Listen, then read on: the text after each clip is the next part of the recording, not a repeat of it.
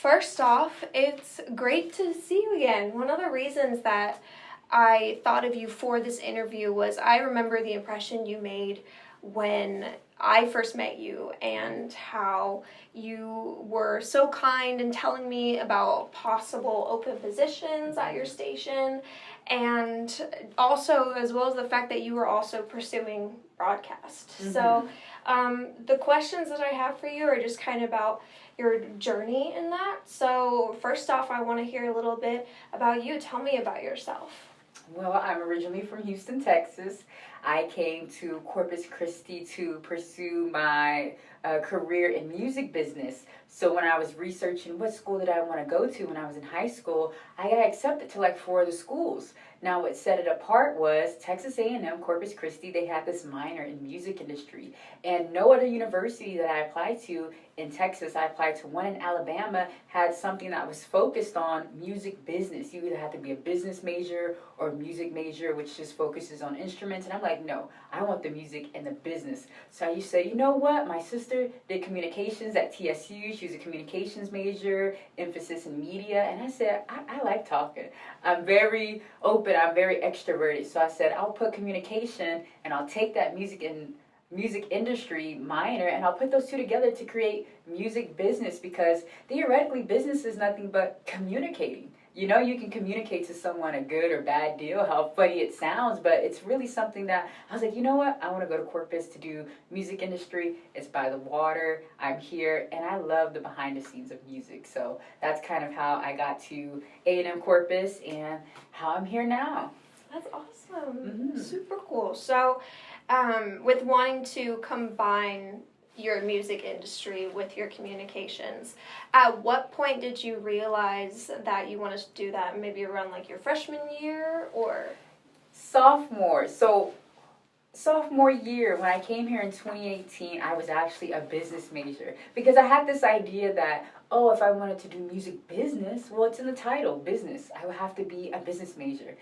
Number one, I don't like math. I was lying to myself, you know, and freshman year, you don't know what you really want to do. And, you know, people are like, I'm a business major. It sounds cool. But I'm like, let's be real, Ashley. I don't like financing. I don't like accounting. And I can't see myself. But I do love music and I love business. So I changed it. I said, you know, communication. When I was looking at what a communication major does, I was like, ooh, that sounds like something I do already.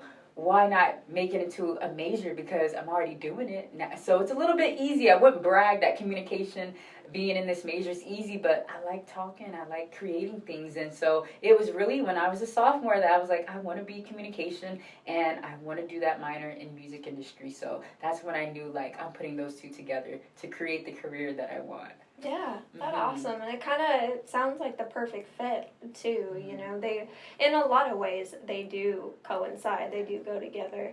And, I mean, I also love music, so I don't know if that just happens to be a coincidence, because I'm also majoring in communications, but we know. When you were in my nonverbal class, I immediately noticed how well-spoken, naturally conducted, and confident you were. What's your experience with public speaking?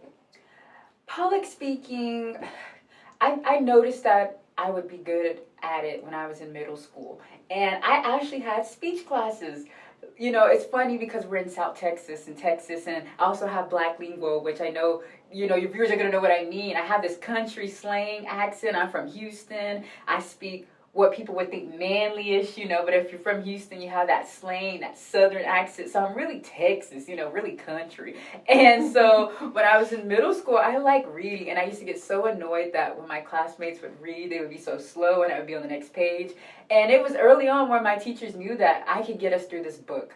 Because when I did reading, I'd be like, I'll have the expression, and I'd be like, I want to finish this book. Y'all going to be 2 weeks on this Romeo and Juliet. And so I think that's when it clicked to me that I don't mind public speaking. And I did have like a couple like slurs, and we'll go over that. Like, Lord, is it even slurs? I kind of had this like in my mouth, but I feel like water builds up, so it kind of sounds like I'm not pronouncing the full word.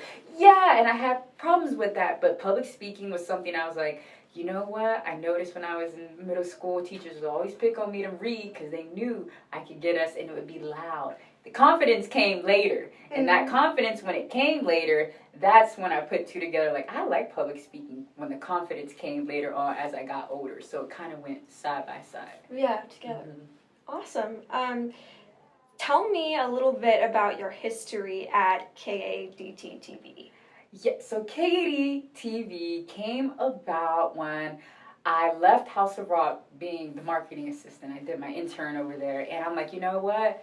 I want to graduate college with 3 internships. 3 so bad. And I was like, that would give me that experience. So I was like, what am I going to do now? In Corpus Christi, there isn't a lot to do for a music person. Like, you know, there wasn't a lot to do for a music business person. Like, what am I going to do in Corpus Christi? You know, and I had that idea, but I'm like, you know what? Corpus Christi isn't saturated. I went on to Handshake, the portal that we use, and I was talking with advisors, and this woman, she was just on her way out of retiring. She said, ooh, you would be a great candidate to do radio. I said, radio?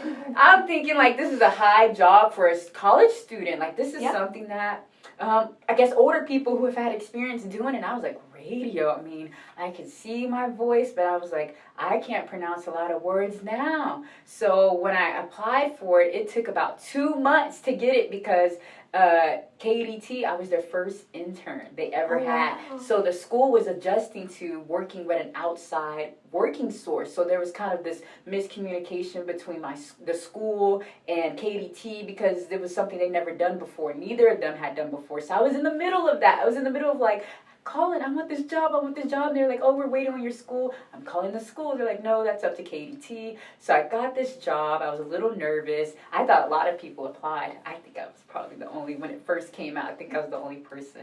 And I was just thinking like, oh, you know, I was nervous. And I looked up the person who was giving me the interview, and he was really nice. It was nice. And next thing I know, they're like, okay, we'll see you on whatever at 8 or 9 o'clock. And I was like, I hurried up and got on the phone and started telling people. So it kind of came about in a funny way because it took me so long to get this intern, and it happened. So, yeah. I didn't know that it was something that you didn't really have in mind or weren't expecting at first. That's really interesting. Not at all. It doesn't come up. How do people even get radio jobs? Right. Yeah.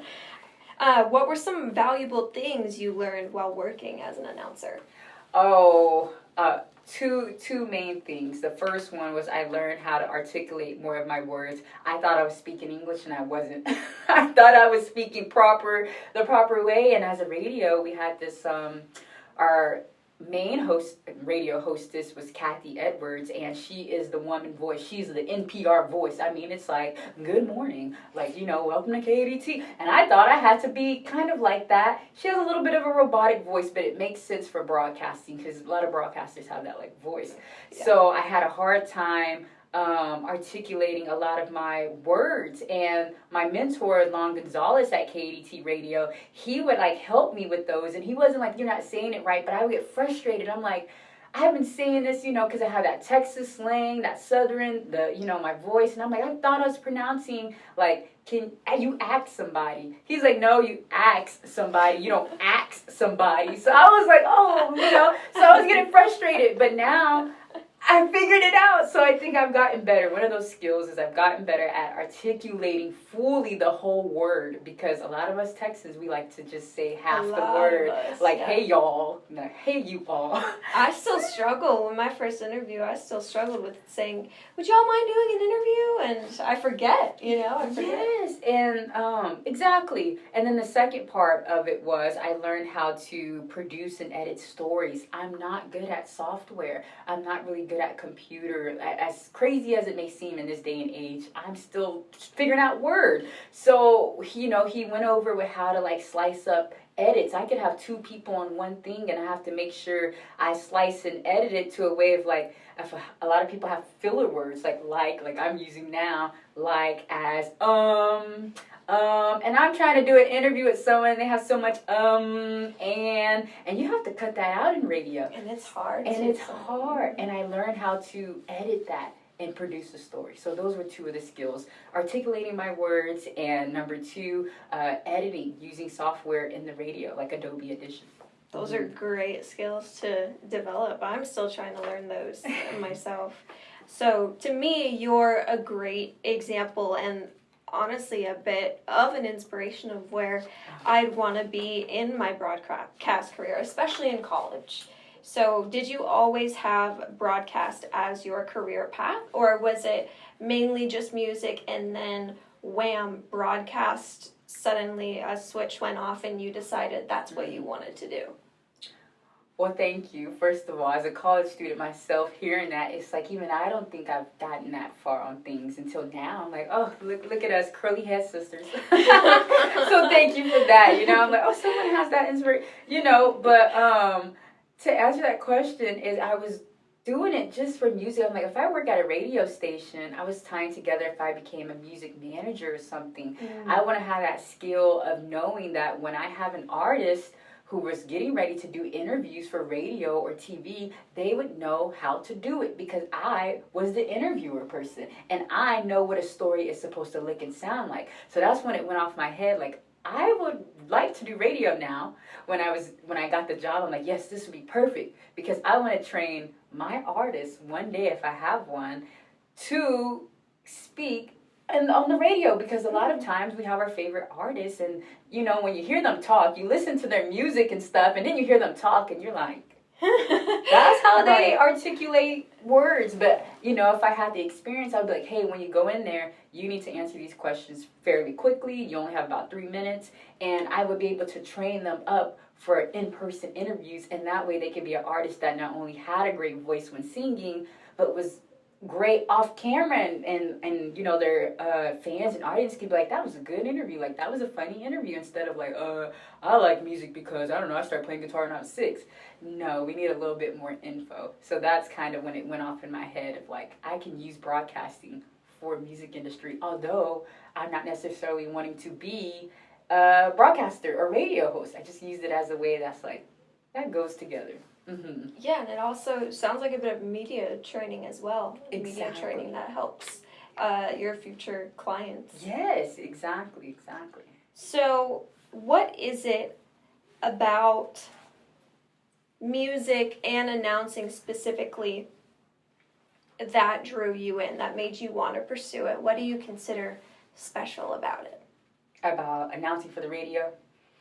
As a way to, I did interviews with a young woman named Angel Jimenez, and she was my first musician that I did for an interview. I didn't think, I was doing news stories that were just normal news stories, like today, this happened, or, oh, we're going to talk to a professor here, or we're going to talk to a specialist from the agriculture team. Well, this was like an artist. It was this young lady from Kingsville, and she was a Tejano singer and a mariachi singer. And I was like, ooh, I have my first artist. Oh my God, I have my first artist that I get to talk to. And that's when it really went off, as like, I can use this really as a setting stone for my career, because now I get to interact with how artists think. You know, it's one way of like, you're going to do the interview. Second, it's like, what questions do I ask artists? Oh my God, like, you know, you would think I've had these questions in my head already. I had no clue what to ask this girl. I did investigation work on like her Instagrams to shape my interview questions for her. So I was like, you know, the music with her being a musician and me being like a broadcaster, that relationship of like, you know, not only am I a broadcaster, a radio host, I was just doing news stories, not pertaining to like musicians or artists, although it's a radio station, but I was primarily for like the noon news hour. So it was actually me doing news and not really doing like the podcasting or like, hey, we have Rihanna in the studio, we're going to hear from Rihanna. I was more of like, hey, y'all have to go to Rihanna's concert, that type of news story. So that was something that, yeah, I wasn't actually a musician, radio host person. I was just news. So it was like, really? That must have been cool, though, is kind of leaning into that other side and learning how that worked. Most definitely. With talking with her, her story is very like inspirational, and I got to produce the story for her. It wasn't like anyone was telling me how to write it. I got to pick out what do I think is important about this artist enough for the radio. I only have a minute or 2 minutes at most to get this whole story and cram it and make it make sense. And especially for the artist, because, you know, they're going to be telling everyone, hey, I'm going to be on the radio. So you got all those other people tuning in and listening to your voice, and you want to make sure you have a great story for them, because if not, it's going to be like, Right. Yeah.